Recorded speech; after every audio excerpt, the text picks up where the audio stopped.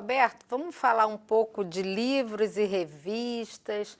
O que que você tinha acesso naquela época? O que que existia? Onde comprar? A gente teve a Habitat da Lina Bobardi, teve a Módulo do Oscar Niemeyer e teve uma outra, Produto e Linguagem. Isso. Essas revistas tinham uma circulação, enfim, relativa, enfim, como é que era isso? Era, eu diria, até pequena. Mas nesse ponto eu sou um privilegiado porque eu fui educado por meus pais falando alemão, inglês, francês e português direto. Então, uma semana só alemão, outra só francês, outra só português. Era um negócio rígido, o que me valeu imensamente.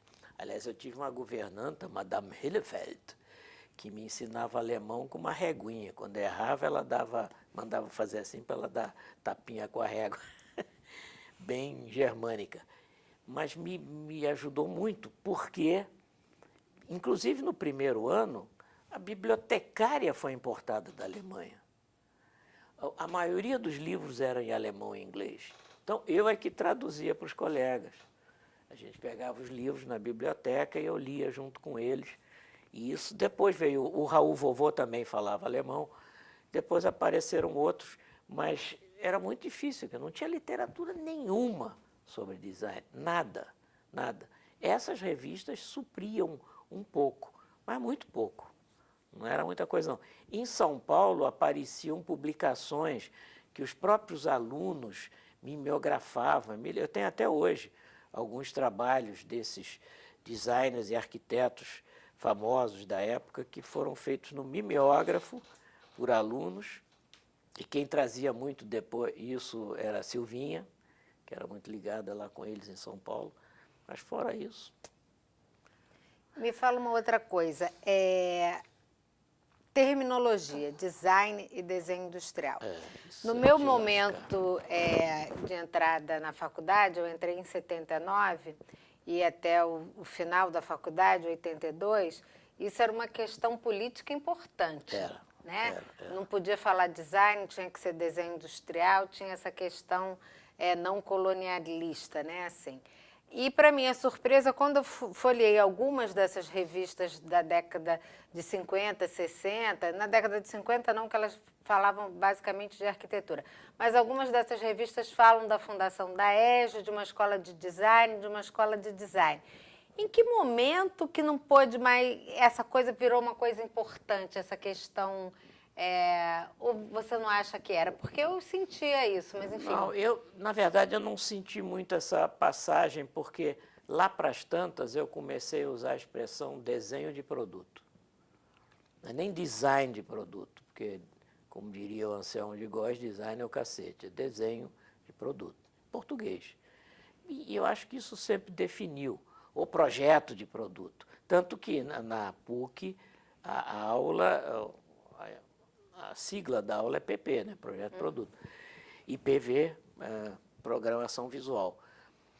Porque é muito complicado realmente essa história do design. O design, em Portugal, eles aportuguesaram. Você escreve design com S-A-I-N, design. Era difícil, até porque você tinha que explicar para as pessoas design, o que é design? É como o meu caso agora com esse laboratório que eu montei lá na EJA, que no começo a gente chamava de biônica, todo mundo, que diabo biônica?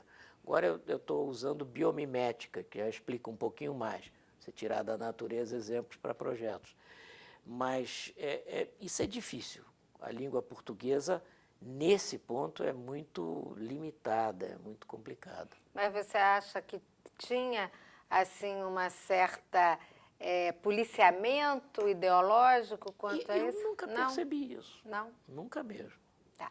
E você falou aí do seu laboratório.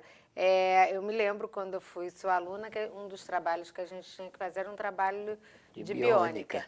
E um outro trabalho que a gente tinha que fazer era um trabalho eu não me lembro se o termo era esse, mas alguma coisa como design alternativo, tecnologias alternativas. Que eu me lembro muito bem do meu projeto de latinhas, de um aquecedor de água feito com latinhas. Eu também me lembro desse teu projeto. E funcionou. Funcionou. Uma serpentina esquentou. Numa latinha. A água esquentou. Enfim, me lembro também dessa discussão que se falava.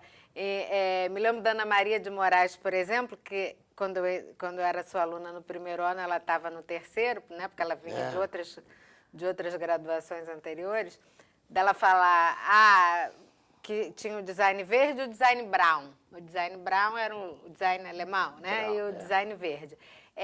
Como é que foi isso, assim, essa sua aproximação por uma coisa menos industrial, menos brown? Essa história eu não esqueço nunca mais. Em 74, eu fui com o Léo para a Amazônia, porque o Mobral, a gente já tinha feito a Mobralteca, aquele veículo do Mobral, tal. Naquele dia eu acho que eu apresentei aí. E aí o Arlindo, que era o presidente, ele disse assim, agora eu quero um barco, porque na Amazônia, o Rio Amazonas tem 1.000 quilômetros de extensão, tem vilas ribeirinhas que não tem nada, e eu queria um barco que levasse esse recado do Mobral. E a coisa cresceu enormemente, o barco virou navio, porque pela lei o Mobral tinha que ter uma marinha própria, olha só que loucura.